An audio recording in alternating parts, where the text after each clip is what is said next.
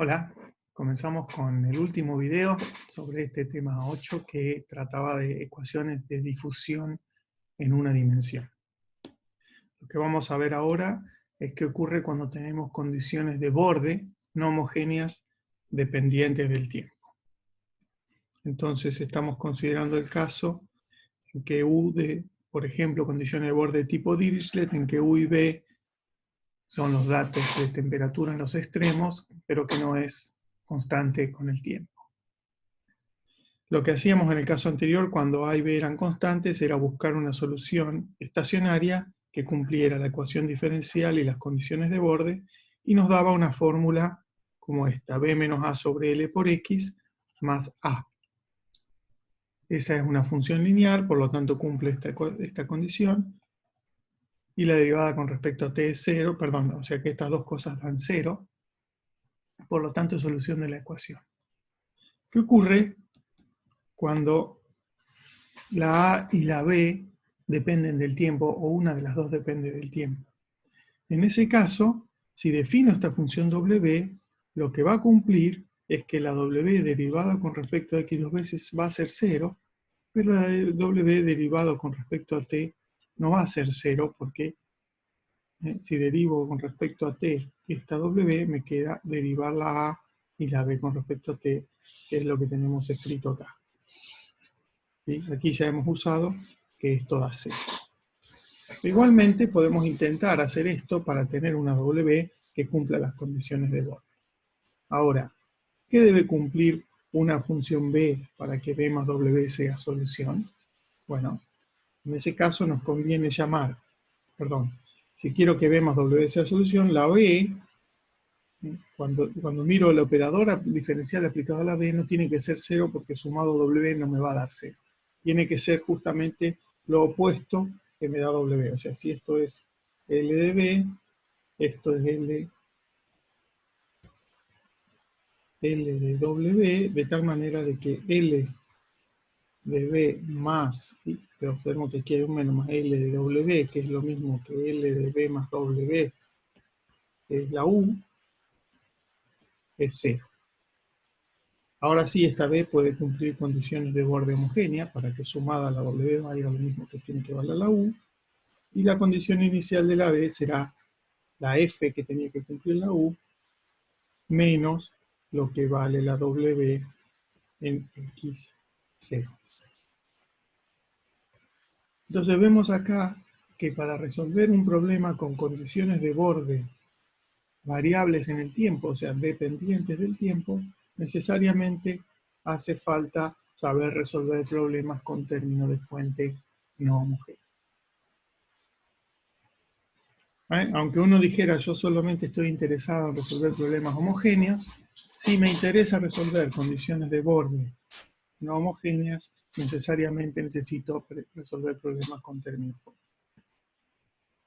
Bien, entonces, esta frase dice lo que decíamos recién: aparece la necesidad de estudiar problemas con términos fuentes no nulos como este. Esta es la ecuación que debía resolver la B de la diapositiva anterior, donde llamé H al término fuente y G a la condición inicial. Este problema puede subdividirse en dos. Uno donde tengamos la U1 cumple la ecuación diferencial ordinaria, homogénea, con término fuente igual a 0, pero con la condición inicial G. Y la U sub 2 que cumple, que vale H la fuente, pero 0 todas las otras condiciones. Y esto nos permite ir separando en problemas que tengan solamente una dificultad. Estos ya sabemos resolver, son los primeros que aprendimos a resolver por el método de separación de variables. Lo nuevo que tenemos ahora son este tipo de problemas donde tengo una fuente. Muy bien, para resolver eso,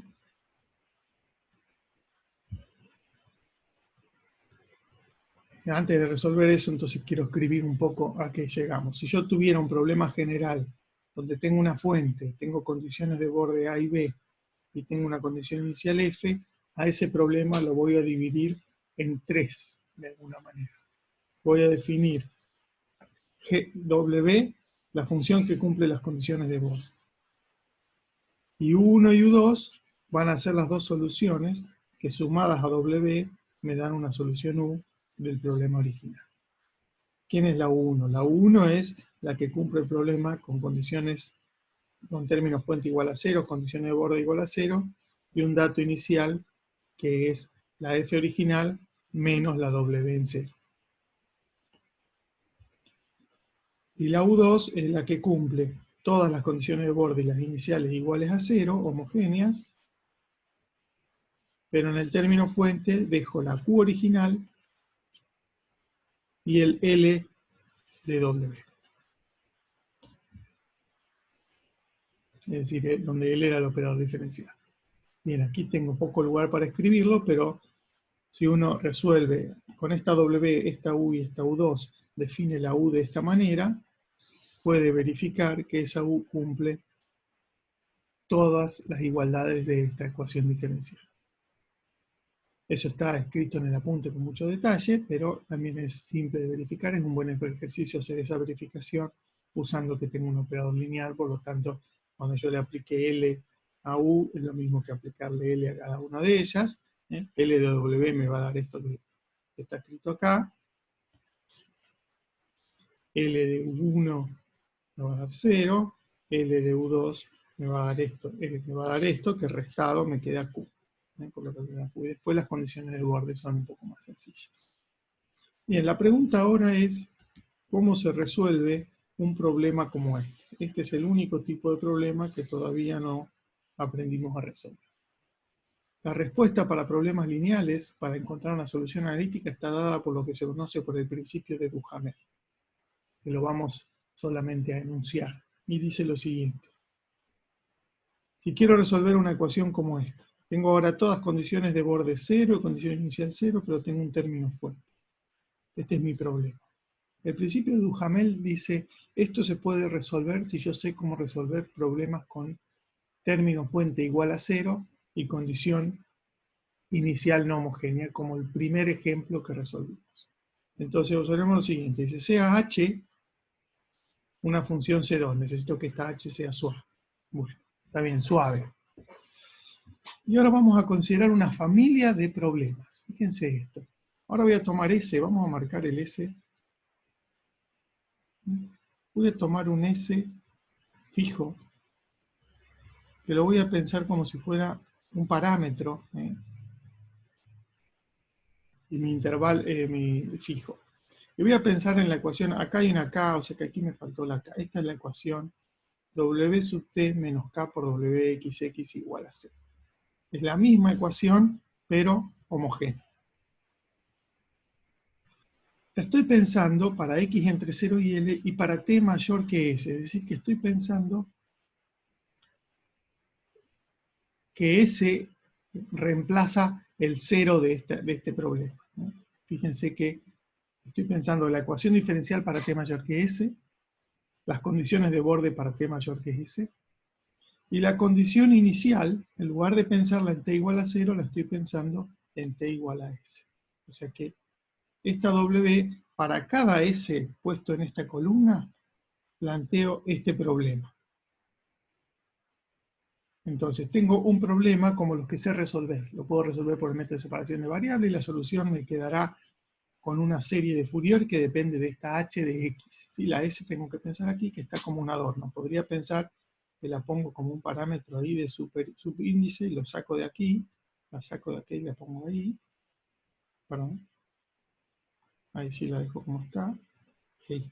Y para cada s resuelvo un problema como los que sabía tomando h de x, s como condición inicial, pero en t igual a s. Yo tengo una familia de problemas, para cada s resuelvo uno, son infinitos, un continuo de problemas. Ahora, esto es un poco difícil de digerir, ya lo sé, pero entonces lo único que tengo que pensar es que tengo un problema como los que ya sabía resolver, con un término, una condición inicial, que la tomo en t igual a s en lugar de t igual a c. Ahora, la solución del problema original está dada por esta fórmula. Tomá las W, ¿ves? La U en un xt, se obtiene como la integral entre 0 y t de la W de xt, s, diferencial s. Entonces ahora integro con respecto a la variable s. Esta es una idea genial que se le ocurrió a Duhamel, Y la demostración y un poco una intuición de por qué funciona está en el apunte para los que quieran verla, pero nosotros no la veremos porque, que si bien la idea es muy interesante, no aporta mucho para la práctica porque no es muy conveniente para calcular soluciones. Es realmente este, muy complicado llegar a soluciones analíticas con esta fórmula, y en caso de que uno tenga término fuente, condiciones de borde, variables con el tiempo y una condición inicial, conviene usar un método numérico como los que veremos al final de este curso. Muy bien, y con esto terminamos los videos de este capítulo 8 de ecuación de difusión en una dimensión.